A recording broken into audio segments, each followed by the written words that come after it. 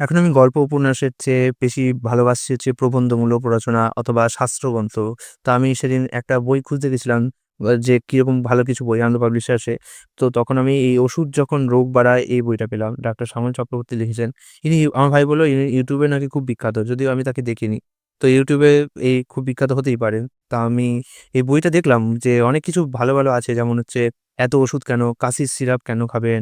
অ্যানিমিয়ার চিকিৎসা, iron tonic, খিদে বাড়াতে ওষুধ, লিভার টনিকের ভেলকি, অ্যান্টাসিড না মুড়ি-মুড়কি। অনেকে আছে অ্যান্টাসিড খান না মুড়ি-মুড়কির মতো, একটু অ্যাসিড হলো খেয়ে নিল। কিন্তু ডাক্তারবাবু আমাদের নিষেধ করছে যে এরকম মুড়ি-মুড়কির মতো অ্যান্টাসিড খেলে হিতে বিপরীত হয়। ওষুধ খেয়ে স্মৃতি বাড়ে না, বেবি অয়েলেও ওষুধ, হজমি দাওয়ায় টনিক, রোগা হওয়া দায়। অনেকেও আছে না রোগা হওয়ার জন্য অনেক ওষুধ খান।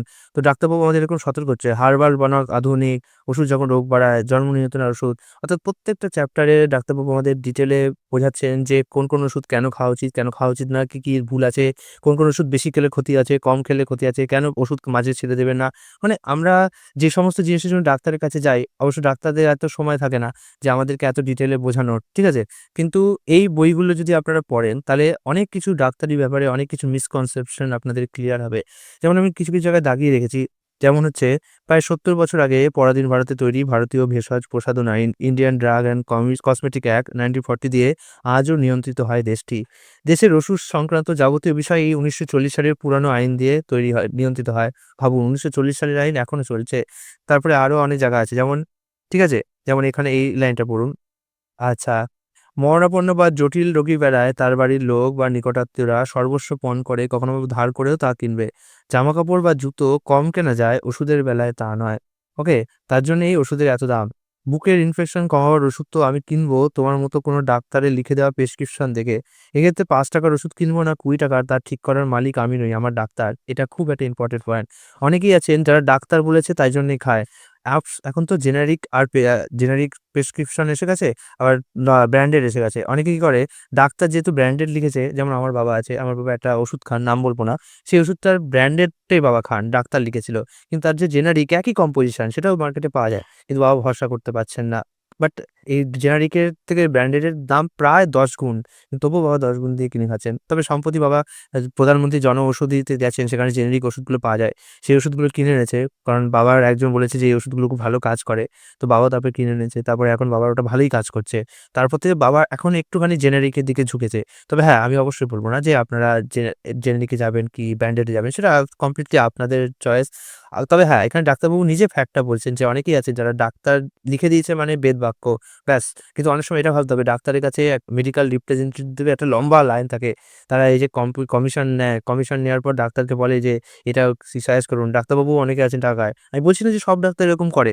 বাট এটা তো সত্যি কথা। আপনারা এটা তো মানবেন যে অনেক ডাক্তারই আছেন যারা এরকম হ্যাঁ, এই ট্যুরস বা এই জায়গা, ওই জায়গা, এই গাড়ি, সেই গাড়ি এত কিছু। শুধু ৳৫০০ বা ৳৩০০ র ভিজিট দিয়ে এত ব বড়লোক হওয়া হয়তো সম্ভব নয়। একটা ডাক্তার কতটা রোগী দেখতে পারে? যদি ৳৫০০ করে ভিজিট নেয়, দিনে যদি প্রতি ৫ মিনিটে একটা করে রোগীও দেখে, তাও সে বড়জোর দিনে ৫০ টার বেশি রোগী দেখতে পারবে কি? তো ডাক্তারদেরও একটা লিমিট আছে আয়ের।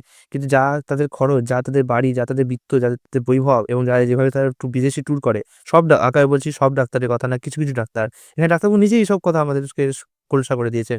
তিনি ডাক্তার হয়েও ডাক্তারদের মধ্যে এই সমস্ত যে ত্রুটিগুলো আছে সেগুলোকে খোলসা করেছেন। তো অবশ্যই অনেক ডাক্তার আছে যারা এরকম কমিশন নিয়ে বেশি, বেশি দামি ওষুধ রেকমেন্ড করে। হাসপাতালগুলোতেও তাই। মানে আপনারা যদি বড় কোনো হাসপাতালে যান, আ যেকোনো কি যেন প্রাইভেট হসপিটালে সেখানে কি হয় ডাক্তারদের উপর প্রেশার দেওয়া হয়, ফোর্স করা হয় যে তোমরা কখনোই জেনেরিক ওষুধ লিখবে না। এরকম এই স্পেশাল ব্র্যান্ডের ওষুধই লিখবে। কারণ এগুলো থেকে কমিশন আসে। তো ডাক্তাররাও সেই ওষুধ লেখে এবং রোগীর আত্মীয়রা কি করে রোগীকে বাঁচানোর জন্য তখন আর তাকে জোর করে ওই ওষুধ দিতে হয়। এখন রোগীদেরও কিছু করার নেই। কারণ তারা তো জানে না ওষুধের ব্যাপারে, জেনেরিকের ব্যাপারে। আর তারা চিকিৎসাও করতে পারবে না। চিকিৎসা সে ডাক্তারই করবে। আর ডাক্তার যদি চিকিৎসা না করে ওষুধে, তার রোগী এখানে নিরুপায়, অসহায়। আবার ডাক্তার বা কোম্পানিদেরও কিছু করার নেই। কারণ তাদেরকে এখানে ওই ওষুধটা দিতেই হবে। নাহলে তারা কমিশন পাবে না। এবং কমিশন না পেলে প্রফিটও কি করে আসবে? তো দুদিক থেকেই একদম মানে হযবরল হয়ে গিয়েছে। তো কলিযুগে এমনিতেও মানুষ অসুস্থ হবে সেটা বলাই আছে শাস্ত্রে। কারণ এই কলিযুগে মানুষ সবথেকে বেশি শাস্ত্রকে অবহেলা করে। শাস্ত্র বানানোই হয়েছে যাতে আমরা আমাদের যে জীবনটাকে সুন্দরভাবে, সুস্থভাবে, সবলভাবে কাটাতে পারি। তার জন্যই শাস্ত্র বানানো হয়েছে। অনেকে বলে না শাস্ত্রের এত বিধিনিষেধ আমাদের মানতে ইচ্ছা করে না। কিন্তু এটা আপনারা ভুলে যাচ্ছেন। এই বিধিনিষেধ না মানার ফলে প্রকৃতি আপনাকে বাধ্য করাবে বিধিনিষেধ মানানোর জন্যে। উদাহরণ হিসেবে বলছি, ধরুন আপনি শাস্ত্রে বলা আছে যে যৌনাচার করাটা নিয়ন্ত্রণ করতে হবে। কেবল ভক্তি করার জন্যে বা কৃষ্ণ ভক্তিমূলক সন্তান উৎপাদনের জন্যই যৌনাচার করা যায়। কিন্তু যদি কেউ এই যৌনাচারের জন্য খুব অপবিত্র হয়, তাহলে প্রথমত তার দেহে ফ্যাটিগ হবে, দুর্বলতা বোধ করবে এবং অনিয়ন্ত্রিত বীর্যপাতের ফলে একসময় তার গনোরিয়া, হাইপিস আরো নানা রকম যৌন সংক্রান্ত রোগ হয়ে যাবে। কখনো এইডস হয়ে যাবে। তো শাস্ত্র আমাদেরকে নিয়ন্ত্রিত করে এই কারণে যেহেতু আমরা যাতে আমাদের একটা প্রবৃত্তি আছে যে আমরা সবসময় নিচে পড়ে যাই, সেটাকে থেকে উঠানোর জন্যে। তো এখানেই আমরা দেখতে পাচ্ছি, অবশ্য এটা আলাদা ডিসকাশন। তো এখানে আপনারা দেখুন ওষুধ নিয়ে দৃষ্টিভঙ্গি এখানে একটা চার্ট দিয়েছেন। ২০০০ খ্রিস্টাব্দে মানুষ ভাবতো এই শেকড়টা খাও। ১০০০ খ্রিস্টপূর্বাব্দে মানুষ ভাবতো বর্বররা শ্রেষ্ঠরা শেকড় খায়, রোগ মুক্তির জন্য প্রার্থনা করো। ১৮৫০ খ্রিস্টাব্দে মানুষ ভাবতো প্রার্থনা কুসংস্কার, সালসা পান করো। ১৯২০ খ্রিস্টাব্দে মানুষ ভাবতো সালসা সাপের চর্বি, বড়ি খাও। অর্থাৎ প্রত্যেকটা সময় মানুষ এই রোগ নিয়ে আস্তে আস্তে পাল্টেছে। ১৯৪৫ খ্রিস্টাব্দে বড়িতে কাজ হবে না, পেনিসিলিন খাও। ৫৫তে পেনিসিলিনে কাজ হচ্ছে না, টেট্রাসাইক্লিন খাও। ৬০ সালে এটাতেও কাজ হচ্ছে না, অ্যান্টিবায়োটিক খাও। ২০০০ সালে অ্যান্টিবায়োটিকরা ব্যাকটেরিয়া জিতে গেছে। এই নাও শিকড়টা খাও। অর্থাৎ সেই আবার পুনরায় সেই আয়ুর্বেদেই ফিরে এসছে। এখানে লেখক আয়ুর্বেদকেও কাঠগড়ায় দাঁড় করিয়েছে। এটা আমি সত্যি কথা আমি এটাও বলব যে আজকালকার দিনে সঠিক এবং দক্ষ আয়ুর্বেদিক চিকিৎসকের খুবই অভাব। এই কারণে অনেকে আয়ুর্বেদের সাথে ভরসা করতে পারে না। আয়ুর্বেদের মেইন হচ্ছে প্রথমত রোগ হয়ে যাওয়ার পরে আয়ুর্বেদ কাজ কিন্তু খুব ধীরেই করবে। সেখানে অ্যালোপ্যাথিকই বেস্ট সবথেকে। কারণ রোগ অলরেডি আপনার হয়ে গিয়েছে। আর অ্যালোপ্যাথির মতো ফাস্ট আয়ুর্বেদ কাজ করবে না। আয়ুর্বেদের টেকনিকটা হচ্ছে ও আপনাকে রোগ হতেই দেবে না। অর্থাৎ প্রিভেনশন করবে। আগে থেকেই আপনাকে কিওর করার চেষ্টা করবে। আর যদি করেও আর যদি আয়ুর্বেদ রোগ হয়ে যাওয়ার পরেও যদি কাজ করে, তাহলে ও বেশি সময় নেয় যাতে ও একদম রোগের শেকড় থেকে তুলে ফেলতে পারে। যেমন চুল, এই যে এখানে লোম যদি থাকে, আমি যদি এটাকে উপর থেকে জাস্ট একটুখানি কেটে দিলাম। অ্যালোপ্যাথি কিভাবে কাজ করে? উপর থেকে কেটে দিলাম। এটা দেখাচ্ছে জিনিসটা পরিষ্কার হয়ে যাচ্ছে। কিন্তু যে চুলের গোড়াটা সেটা কিন্তু ভেতরে তখনও রয়ে গেছে। কিন্তু তাকে তোলার জন্য অনেক কষ্ট, অনেক ব্যথা সহ্য করতে হবে। তো অবশ্যই আয়ুর্বেদ সেভাবে কাজ করে। ও একদম গোড়া থেকে রোগটাকে তুলে নেয়। কিন্তু তার জন্য অনেক সময় লাগে এবং কখনো যে সমস্ত রোগগুলো খুব তাড়াতাড়ি নির্মূল করা দরকার, রোগীকে সারিয়ে দিতে, যেমন হার্ট অ্যাটাক ক্ষেত্রে আয়ুর্বেদ যাওয়া ঠিক নয়। কারণ আয়ুর্বেদের সময় লাগে অনেক। ঠিক আছে? আপনি আগে অ্যালোপ্যাথিক চিকিৎসা নিয়ে সুস্থ হয়ে যান। এটাই তো মানুষ আজকে বোঝে না। মানে সবকিছুতে আয়ুর্বেদ বা অ্যালোপ্যাথি বা হোমিওপ্যাথি এইভাবে ভাগ করে নিয়েছে। বাট অ্যাকচুয়ালি এভাবে ভাগ হয় না। এভাবে রোগ সরে না। আমাদের দেখতে হবে যে আমার রোগ মুক্তির জন্য, আমাকে সুস্থ করার জন্য কোন পদ্ধতিটা আমার উপর সবথেকে বেশি কাজ করছে। যেমন আমি প্রয়োজনে কি করি, কখনো খুব বেশি অসুস্থ হলে বা খুব বেশি সমস্যা হলে অ্যালোপ্যাথি খেয়ে নিই এবং অ্যালোপ্যাথি দিয়ে আগে সমস্যাটা কমিয়ে দিই। তারপরে আয়ুর্বেদিক চিকিৎসা চালাই যাতে আস্তে আস্তে সেই জিনিসটাকে নির্মূল করা যায়। এতে কি হয়, আমার কষ্টটাও কমে এবং আস্তে আস্তে রোগটা নির্মূল হওয়া শুরু হয়।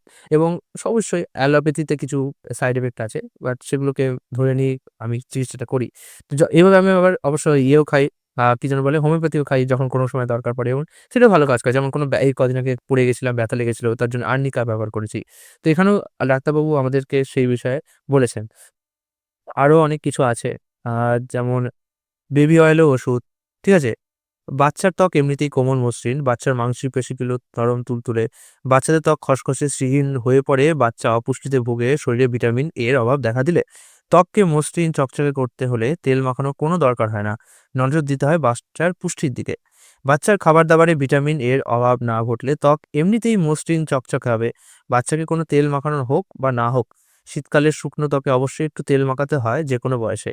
ঠিক আছে? বুঝতে পারলেন? আরেকটু পড়ি। কতটা খাবেন? মাঝে মধ্যে অম্বলের উপসর্গে কষ্ট পেলে অ্যান্টাসিড খেতে অসুবিধা নেই। অম্লকে প্রশমিত করতে কতটা অ্যান্টাসিড দরকার হবে তা নির্ভর করে অম্লকরণের মাত্রা, পাকস্থলীতে খাদ্যের উপস্থিতি বা অনুপস্থিতি এবং আরও কিছু শর্তের উপর। যত বেশি তরল অ্যান্টাসিডই গলে ঢালুন, এতে অ্যাসিড প্রশমিত হলেও অর্ধেক অ্যান্টাসিড পাকস্থলী থেকে অন্তে চলে যাবে মিনিট ২০ বাদে। অম্বল কমানোর সবচাইতে কার্যকরী ব্যবস্থা একটানা অম্লনাশক বড়ি চুষতে থাকা বা নল দিয়ে ফোঁটা অ্যান্টাসিড পাকস্থলীতে একটানা পাঠানো। বাস্তবে এই দুটি ব্যবস্থায় অতিরিক্ত অ্যান্টাসিড শরীরে ঢুকে দেখা দেবে নানান ধরনের প্রতিক্রিয়া। এর কোনোটাই তাই অম্বল কমানোর বাস্তবসম্মত পদ্ধতি নয়। আজকাল এসে গেছে না যে অম্বল হচ্ছে এটা খেয়ে নাও, ওটা খেয়ে নাও, তাড়াতাড়ি ৬ মিনিটে ৭ মিনিটের রিলিফ। এটা কিন্তু পদ্ধতি না। বেস্ট হচ্ছে আপনার যতটা দরকার খাবার ততটাই খান। বেশি খাবেন তো অম্ল হবে, বেশি রিচ খাবেন তো অম্ল হবে। তো অম্ল হওয়াটা আগে আটকাতে হবে।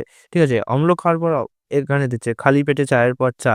সিগারেটের পর সিগারেট, যখন তখন ব্যথার ওষুধ, তার উপর দিনরাত টেনশন, নায়ের উপর অসহ্য চাপ। এরকম জীবনযাপনে অভ্যস্ত হলে অম্বলের আর দোষ কি? বুকে জ্বালা, গলায় জ্বালা, ওভার পেটে ব্যথা, আর তা কমাতে একটু বাদে বাদে গলায় তরল অ্যান্টাসিড ঢালা অথবা অ্যান্টাসিডের বড়ি চিবানো।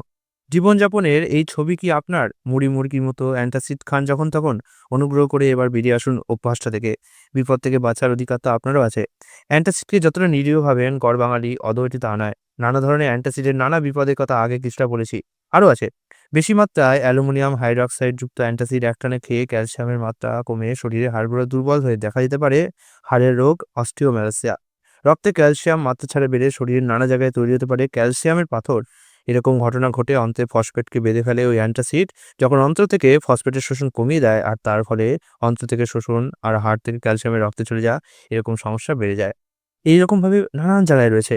কিভাবে কমবে রক্তাল্পতা, কেন এত অ্যানিমিয়া, হার্বাল কাফ সিরাপ, ঠিক আছে? মারাত্মক কাশি, কাশির ওষুধ, কাশির সিরাপ কেন খাবেন? আমি আর বেশি পড়ছি না। কাশির সিরাপ না জবা খিচুড়ি, কাশির ওষুধ কেমন? আবার এটাও বলেছেন লেখক যে আজকালকার ওষুধে কাজ একটা জায়গায় অনেক একসাথে মিশিয়ে দেয়। তো এসব ওষুধ থেকে দূরে থাকবেন। যেখানে স্পেসিফিক্যালি না হয়ে অনেক কিছু একসাথে আছে। ভিটামিন এ, ভিটামিন এ, এই, সেই। তো ঠিক আছে? এগুলোর দরকার নেই। এগুলোতে বেশি ওষুধের দাম বাড়ে এবং কাজও অনেক সময় ওষুধের কমে যায়। অনেক কিছু ছোট, ছোট ব্যাপার আছে। সব বলতে গেলে ভিডিওটা দীর্ঘ হয়ে যাবে, লম্বা হয়ে যাবে। তাই আমি আর বেশি কিছু বললাম না। তবে হ্যাঁ, আমি বলব এই বইটা অবশ্যই প্রত্যেকটা শুধুই বাঙালি সমাজে পড়া উচিত। কারণ বাঙালিদের স্বাভাবিকভাবেই একটু ভুঁড়ি হওয়ার প্রবণতা বেশি থাকে। অন্য জাতির তুলনায় বাঙালিদের একটু ভুঁড়ি হওয়ার প্রবণতা বেশি থাকে। ঠিক আছে? তাই জন্যে আপনারা অবশ্যই এই ধরনের বইগুলো পড়বেন। বই পড়লে আপনারা ওষুধের ব্যাপারে, রোগের ব্যাপারে, ডাক্তারি জিনিসের খুঁটিনাটির বিষয়ে জানতে পারবেন এবং যত আপনারা এই বিষয়গুলো জানবেন, তত আপনাদের শরীরে রোগ-বিসুখ কমবে, শরীর সুস্থ থাকবে। ডাক্তারের কাছে ভিজিট দিয়ে খরচ বাঁচছে সেগুলো কম হবে। এই বইগুলো বেশি দাম না, ৳২০০-৩০০ দাম মাত্র। তো আনন্দ পাবলিশার্সের বই অবশ্যই একটু দামি হয়। বাট এই বইটা যেহেতু পুরনো প্রিন্ট তাই এখন এর দাম ৳৩০০ র মধ্যেই পেয়েছি। তো এই বইগুলোতে একটু ইনভেস্ট করুন, একটু জানুন। এমন নয় যে অসুখ হলে ডাক্তারের কাছে ছুটবো, ডাক্তারের উপর সব ছেড়ে দেবো। নিজেকেও অনেক সময় অনেক কিছু ব্যাপারে জানতে হয়। ঠিক আছে? তবে কিনা সুস্থভাবে সবলভাবে বাঁচা যায়। তো আজকে এইটুকুই।